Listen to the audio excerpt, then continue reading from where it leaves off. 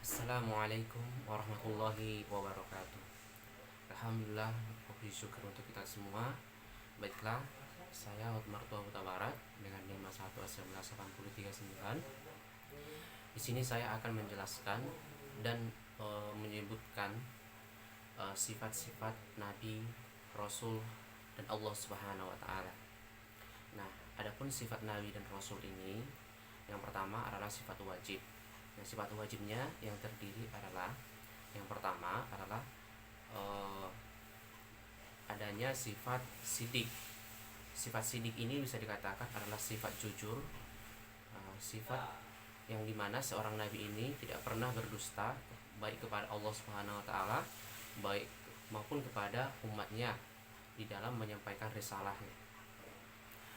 Yang kedua adalah sifat fatanah, cerdas. Seorang nabi memiliki kecerdasan yang tinggi di dalam menyampaikan apa yang diwahyukan Allah Subhanahu wa taala kepada dia. Kecerdasannya ini tujuannya adalah untuk mencari solusi dari setiap kesulitan-kesulitan yang ia hadapi ketika menyampaikan wahyu Allah Subhanahu wa taala. Yang ketiga adalah sifat tablik. At-tablik yaitu di mana seorang rasul ataupun nabi ya ini memiliki sifat untuk menyampaikan semua apa yang Allah turunkan kepada dia, apa yang diwahyukan Allah kepada dia. Dan sifat yang terakhir adalah al-amanah. Sifat wajib yang terakhir al-amanah ini adalah sifat di mana seorang nabi itu dapat dipercaya di dalam mengemban setiap tugas yang diperintahkan Allah Subhanahu wa taala kepada dia. Menyampaikan wahyu, menyampaikan risalah dan membawa manusia atau umat manusia ke alam yang penuh dengan kedamaian. Yang kedua adalah sifat mustahil bagi nabi dan rasul. Sifat mustahil bagi nabi dan rasul ini yang pertama adalah al-kizib, artinya kedustaan atau kebohongan. Seorang nabi itu tidak pernah mustahil memiliki sifat dusta atau berbohong terhadap apa yang ia katakan baik kepada umatnya maupun yang telah Allah Subhanahu wa taala perintahkan kepada dia. Yang kedua adalah sifat al-kitman. Al-kitman ini artinya menyembunyikan. Jadi mustahil bagi seorang nabi itu menyembunyikan risalah yang telah Allah sampaikan, wahyukan kepada dia. Yang ketiga adalah sifat al-baladah. Al-baladah ini artinya adalah bodoh. Seorang nabi itu tidak akan dibekali Allah SWT dengan kebodohan. Tapi tadi sudah jelaskan bahwasanya nabi itu tetap harus dan sudah memiliki kecerdasan yang dibuat oleh Allah SWT kepada dia untuk menghadapi setiap persoalan dalam menyampaikan risalah. Dan sifat yang terakhir dari sifat mustahil nabi itu adalah al-khianat. Jadi seorang nabi itu mustahil berkhianat atau tidak mengikuti atau berdusta ataupun membuat Allah SWT kecewa. Jadi seorang nabi itu tidak pernah berkhianat kepada Allah SWT terhadap apa yang telah ia emban tugasnya sebagai seorang nabi. Kemudian sifat kategori yang ketiga bagi seorang nabi dan rasul adalah sifat jaiz atau boleh. Sifat jaiz atau boleh ini disebut juga dengan al-adrun basyariyah. Artinya seorang nabi dan rasul itu memiliki sifat seperti manusia pada umumnya, seperti ada rasa haus, ada rasa lapar, ada rasa tidur, ada rasa capek dan sebagainya. Nah, kemudian sifat jaiz ini dibagi menjadi dua. Yang pertama adalah ismatur rasul. Ismatur rasul ini diartikan adanya maksum, artinya yaitu orang ya yang mana ia selalu terhindar dari kesalahan atau dosa di dalam kesalahpahamannya terhadap wahyu yang telah Allah Subhanahu wa taala sampaikan kepada dia, sehingga membuat ia jauh dari perintah, jauh dari tuntunan Allah Subhanahu wa taala. Jadi seorang nabi itu selalu dibekali dengan pemahaman yang tinggi terhadap apa yang harus ia sampaikan, apa yang harus ia ucapkan. Kemudian sifat jaiz yang kedua adalah iltizamur rasul.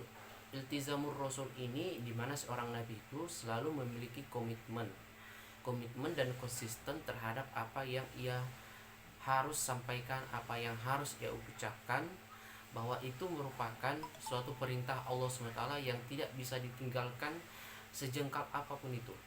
Jadi dia selalu patuh kepada Allah SWT di dalam walaupun banyak sekali rintangan atau hambatan yang ia hadapi di dalam menyampaikan wahyu Allah SWT. Nah, Nabi itu tidak pernah sedikit pun untuk berpaling dari Allah SWT. Kemudian selanjutnya ya, saya akan menjelaskan mengenai sifat-sifat Allah SWT. Nah, sifat-sifat Allah SWT terdiri dari dua kategori. Yang pertama adalah sifat wajib. Nah, sifat wajib ini yang pertama bagi Allah Subhanahu wa taala adalah wujud. Wujud artinya ada. Jadi Allah Subhanahu wa taala ini memiliki sifat ada dan tidak akan pernah musnah. Yang kedua adalah qidam. Qidam ini artinya adalah dahulu atau di awal. Jadi dia di awal dan dia di akhir dan tidak pernah dia berakhir. Nah, kemudian yang ketiga adalah bako. Bako artinya kekal. Bako artinya kekal, ini artinya adalah tidak pernah musnah, tidak pernah mati maksudnya. Kemudian yang keempat adalah mulafatul lil hawadisi. Mulafatul lil hawadisi ini artinya adalah dia berbeda dengan makhluk ciptaannya. Tidak ada yang bisa menyerupainya dan tidak ada yang serupa dengan dia. Kemudian yang kelima adalah qiyamuhu binafsihi, artinya berdiri sendiri. Allah Subhanahu wa taala ini berdiri sendiri, tidak tergantung pada apapun dan tidak tergantung pada siapapun. Kemudian sifat yang selanjutnya adalah wahdaniyah, artinya dia Maha Esa. Dia Maha Kuasa, dia yang maha satu-satunya yang harus disembah. Kemudian kudrat artinya berkuasa. Nah, Allah Subhanahu wa taala ini berkuasa terhadap segala ciptaannya, baik di dunia ini, baik di bumi maupun di seluruh alam semesta dalam galaksi. Kemudian selanjutnya sifat Allah wajib selanjutnya adalah irodah. Irodah ini artinya dia berkehendak. Ia berkehendak terhadap apapun yang harus ia lakukan. Ketika Allah mengatakan kun, maka jadilah terhadap apa yang ia inginkan. Kemudian ilmun, sifat Allah SWT adalah ilmun, artinya dia maha mengetahui terhadap segala sesuatu yang di dalam diri manusia, di luar diri manusia maupun di seluruh alam semesta. Kemudian sifat yang selanjutnya adalah hayat. Hayat artinya hidup. Dia tidak pernah lengah pun tidur. Dia tidak pernah mati. Dia selalu hidup dimanapun dan kapan, dimanapun dan detik apapun, detik berapapun dia selalu hidup untuk manusia, untuk memantau manusia dalam setiap kegiatan kehidupannya. Kemudian selanjutnya adalah sama. Sama artinya mendengar, ya. Sama artinya mendengar, ya. Dimana Allah SWT itu mendengar setiap perkataan manusia, baik di dalam hatinya, baik yang ia bisikkan maupun apa yang ia pikirkan. Jadi Allah SWT maha mendengar. Kemudian sifat selanjutnya adalah basyar. Basyar ini artinya Allah SWT maha melihat. Maha melihat apa yang ciptaannya, apa yang manusia lakukan sehari-hari ataupun setiap detik, menit, jam yang manusia lakukan dalam kegiatan sehari-harinya. Allah SWT selalu melihat, tidak pernah lengah sedikit pun. Kemudian sifat selanjutnya adalah kolam. Kolam ini artinya adalah Allah Subhanahu wa taala berfirman, ya. Kolam ini firman Allah Subhanahu wa taala. Jadi Allah Subhanahu wa taala itu setiap kata-kata yang ia ucapkan itu adalah, yang disampaikan itu kepada Nabi itu adalah firman-Nya. Kemudian sifat selanjutnya adalah qadiron. Qadiron ini artinya maha berkuasa. Nah, kemudian muridan. Muridan ini artinya adalah maha berkehendak. Kemudian selanjutnya aliman. Aliman ini artinya Allah SWT maha mengetahui terhadap segala ciptaannya. Kemudian Hayan. Hayan ini artinya Allah Maha Hidup. Sami'an. Kemudian sifat selanjutnya adalah Sami'an, artinya Allah SWT Maha mendengar. Kemudian sifat selanjutnya adalah Basyiran. Artinya sifat Allah SWT ini Maha melihat, ya. Maha melihat terhadap semua apa yang ciptaannya atau manusia lakukan. Kemudian sifat yang terakhir yang ke-20 adalah Mutakaliman. Mutakaliman ini artinya sifat Allah Subhanahu wa taala ini berkata-kata dan ia berfirman. Berfirman dan berkata-kata. Artinya setiap kata-kata yang diturunkan Allah SWT, ayat yang diturunkan oleh Allah SWT itu merupakan firman-Nya, merupakan wahyunya kepada para nabi dan rasulnya. Baiklah, itulah penjelasan dari sifat wajib Allah Subhanahu wa taala. Kemudian saya akan menjelaskan tentang sifat mustahil bagi Allah Subhanahu wa taala. Kemudian adapun sifat mustahil bagi Allah Subhanahu wa taala ini, yang pertama adalah Adam. Adam ini artinya adalah dia tidak bisa mati, ya. Kemudian sifat yang kedua adalah hudud. Hudud ini bisa diartikan baharu, ya. Artinya dia bisa diperbaharui, ya. Kemudian yang ketiga adalah fana. Ya, fana ini artinya binasa. Nah, Allah Subhanahu wa taala itu tidak pernah memiliki sifat namanya binasa, ya. Binasa di dalam dalam Allah SWT tidak ada memiliki sifat binasa. Artinya dia kekal abadi dan tidak pernah mati, tidak pernah tidur dan semacamnya. Kemudian selanjutnya adalah mulafatul lil hawadisi, ya. Artinya Allah Subhanahu wa taala itu mustahil memiliki sifat yaitu menyerupai makhluknya, menyerupai ciptaannya. Jadi Allah SWT itu tidak ada yang serupa dengan dia dan tidak ada yang menyerupai dia. Kemudian sifat yang selanjutnya adalah qiyamuhu biyaqihi. Artinya Allah SWT itu, ya, selalu berdiri sendiri. Dia tidak tergantung dengan yang lain, ya. Dia tidak menggantungkan ciptaannya kepada yang lain, tetapi dia yang mengurus segala ciptaannya, baik yang ada di bumi maupun yang ada di planet-planet yang lain. Kemudian sifat selanjutnya yang mustahil bagi Allah Subhanahu wa taala adalah di mana ada ta'adud, ya. Ta'adud ini bisa dikatakan berbilang-bilang. Nah, Allah Subhanahu wa taala itu memiliki sifat yang tadi saya jelaskan adalah esa, ya. Wahdaniyah, artinya Allah SWT memiliki sifat esa. Jadi mustahil bagi Allah SWT bisa dikatakan dia berbilang-bilang atau lebih dari satu, itu mustahil. Kemudian selanjutnya adalah ajun atau lemah. Nah, Allah SWT itu adalah dia sifatnya selalu mengontrol manusia, melihat manusia dari atas dan memperhatikan manusia dari setiap detik, menit, jamnya tanpa lengah sedikit pun, ya. Kemudian sifat selanjutnya bagi Allah SWT adalah karahan, artinya terpaksa. Nah, Allah SWT itu tidak akan merasa terpaksa ketika membuat atau menciptakan makhluknya baik di bumi maupun di planet-planet lain. Kemudian Allah SWT itu mustahil memiliki sifat jalalun atau bodoh, ya. Jahlun ini Allah SWT itu memiliki kecerdasan yang tidak bisa ditandingi oleh makhluk apapun, karena dia yang memberikan kecerdasan kepada makhluk-makhluknya. Kemudian sifat selanjutnya bagi Allah SWT adalah mautun, mati. Nah, sifat Allah SWT ini tidak pernah memiliki sifat mati. Dia akan kekal abadi sampai kapanpun. Kemudian sifat Allah SWT selanjutnya adalah syamamun. Artinya dia tuli, ya.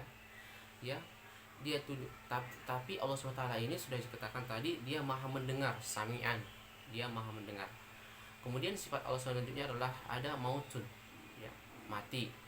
Kemudian selanjutnya adalah adanya sifat Allah SWT yang sifat mustahil bagi Allah SWT ini adalah ada uhyun, ya. Uhyun ini bisa dikatakan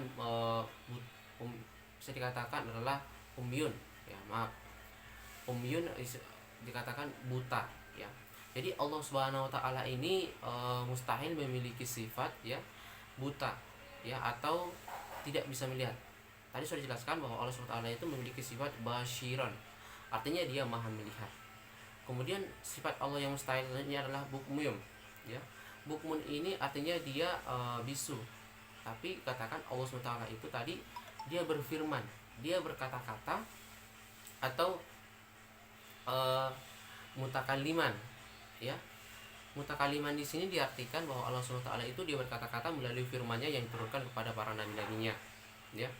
Kemudian sifat Allah mustahil selanjutnya adalah kaunul azizan, ya. Kaunul azizan ini bisa dikatakan adalah zat yang lemah. Zat yang lemah ini artinya adalah Allah Subhanahu wa taala itu tidak akan pernah lengah atau lemah di dalam mengurus makhluk-makhluknya. Kemudian selanjutnya sifat mustahil selanjutnya adalah kaunuhu karihan, yaitu seorang Allah Subhanahu wa taala itu adalah tidak, artinya zat yang terpaksa. Kemudian sifat Allah Subhanahu wa taala yang selanjutnya di mana ada seperti kaunuhu jahilan. Artinya Allah Subhanahu wa taala ini tidak ada zat yang bodoh. Tapi di sini dijelaskan Allah Subhanahu wa taala itu memiliki kecerdasan yang tinggi. Kemudian sifat mustahil bagi Allah Subhanahu wa taala yang selanjutnya adalah kaunuhu mayitan. Artinya dia di sini diartikan zat yang mati, tapi Allah Subhanahu wa taala itu tidak akan pernah mati, tidak akan pernah lengah, dia selalu hidup atau hayun, hayat. Kemudian sifat selanjutnya adalah kaunuhu asman, yaitu zat yang tuli. Kemudian sifat Allah selanjutnya adalah kaunuhu amma. Kaunuhu amma ini adalah zat yang tuli. Nah, mustahil bagi Allah Subhanahu wa taala itu memiliki sifat zat yang tuli. Kemudian sifat Allah yang mustahil selanjutnya adalah ada namanya kaunuhu a'ma. Kaunuhu a'ma ini artinya adalah sifat Allah Subhanahu wa taala itu zat yang buta. Tapi di sini katakan Allah Subhanahu wa taala itu maha melihat, yaitu disebut dengan basyiran. Nah, kemudian sifat mustahil selanjutnya yang terakhir, ya, kaunuhu abkama, yaitu zat yang bisu. Nah, Allah Subhanahu wa taala itu mustahil memiliki sifat yang tidak bisa berkata-kata atau bisu, karena sudah dijelaskan tadi di sifat wajibnya bahwa Allah Subhanahu wa taala itu memiliki sifat yang dimana dia berkata-kata melalui firman-Nya, melalui wahyunya yang ia turunkan kepada para nabi dan rasulnya. Baiklah, alhamdulillah itulah penjelasan mengenai sifat-sifat para nabi dan rasul, sifat wajib, sifat mustahil, dan sifat jaiz dari nabi, serta sifat wajib dan mustahil bagi Allah Subhanahu wa taala. Baiklah, bila ada kesalahan kata saya mohon maaf, di mana kesalahan selalu datangnya dari saya sendiri dan kebenaran serta kemuliaan selalu datangnya dari Allah Subhanahu wa taala. Billahi taufik wal hidayah. Wassalamualaikum warahmatullahi wabarakatuh.